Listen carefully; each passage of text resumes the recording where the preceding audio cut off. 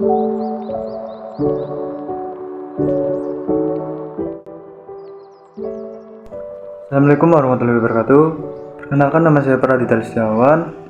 Selanjutnya saya akan menjelaskan latar belakang masalah tentang infringement of privacy. Latar belakang masalah. Pelanggaran privasi telah menjadi isu yang semakin mendesak di era digital ini.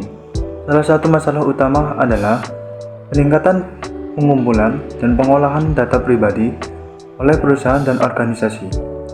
Banyak layanan digital dan aplikasi mengumpulkan informasi pribadi pengguna, termasuk data identitas, riwayat penelusuran, preferensi, dan lokasi.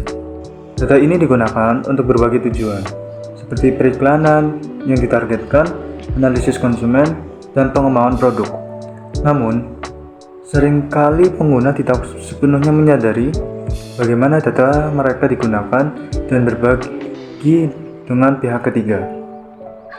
Dalam rangka menjaga privasi dan keamanan data pribadi, penting bagi individu untuk memahami hak-hak mereka, memperhatikan kebijakan privasi, menggunakan pengaturan privasi yang disediakan oleh layanan digital, serta mengadopsi tindakan keamanan dalam penggunaan teknologi.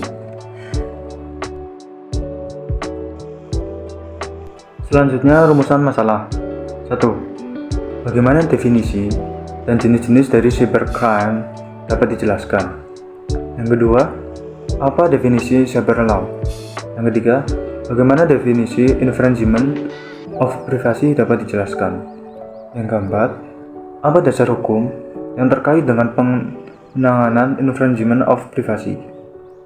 Yang kelima, apa saja contoh kasus yang terkait dengan infringement of privacy? Yang keenam, bagaimana penanggulangan terhadap infringement of privacy dilakukan? Assalamualaikum warahmatullahi wabarakatuh. Perkenalkan, nama saya Saman Alfarisi dari kelas 12/6B21. Di sini saya akan melanjutkan pembahasan mengenai ruang lingkup.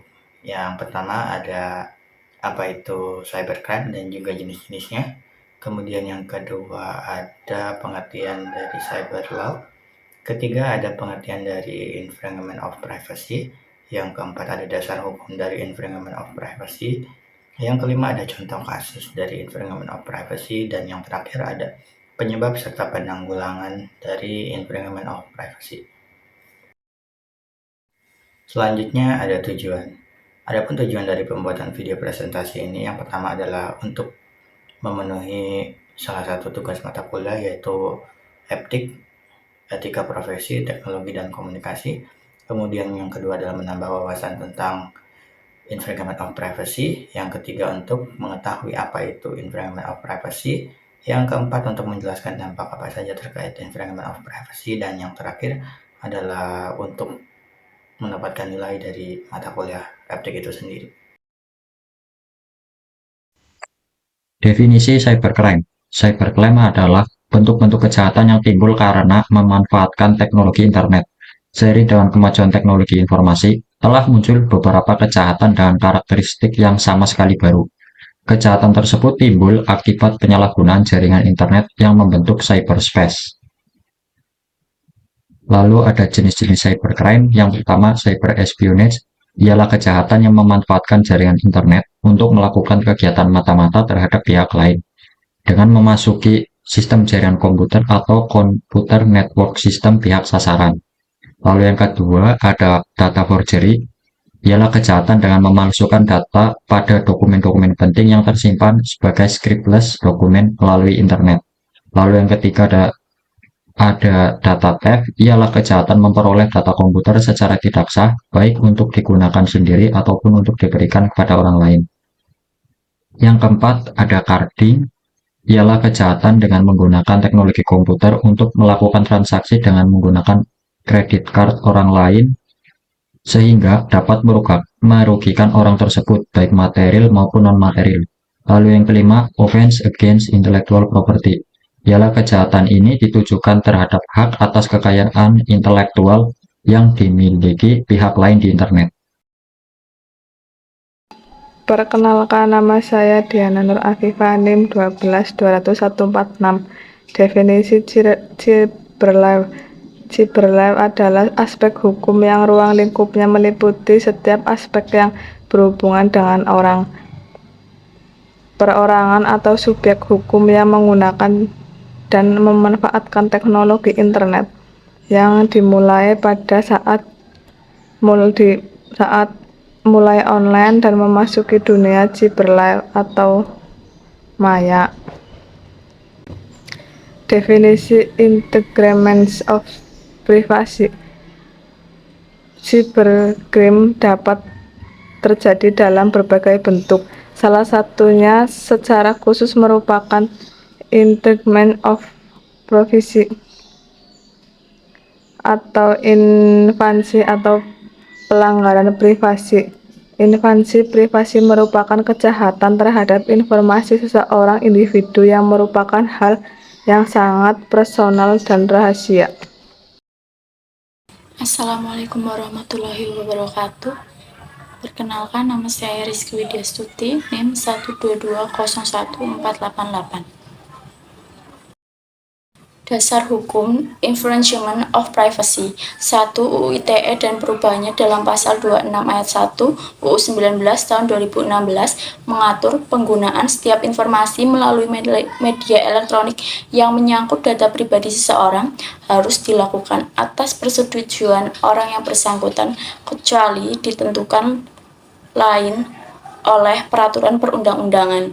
2. UU PDP pasal 1 angka 1 menjelaskan data pribadi adalah data tentang orang perseorangan yang teridentifikasi atau dapat diidentifikasi secara tersendiri atau dikombinasi dengan informasi lainnya baik secara langsung maupun tidak langsung melalui sistem elektronik atau non-elektronik. 3. UU PDP dalam pasal 1 angka 2 menjelaskan perlindungan data pribadi adalah keseluruhan upaya untuk melindungi data pribadi dalam rangkaian pemrosesan data pribadi guna menjamin hak konstitusional subjek data pribadi. Contoh kasus infringement of privacy. 1. Kasus Google Street View. Google pertama kali menambahkan fitur Street View pada 2007. Ketika dirilis, banyak orang resah dengan kemungkinan pelanggaran privasi yang dilakukan Google lewat produk mereka itu. Street View bisa menampilkan segalanya dengan gamblang, mulai dari seorang pria yang keluar dari lokasi pelacuran, lokasi sensitif, orang-orang yang memasuki daerah panas, dan lain sebagainya. 2. Facebook Apps dan pelanggaran privasi.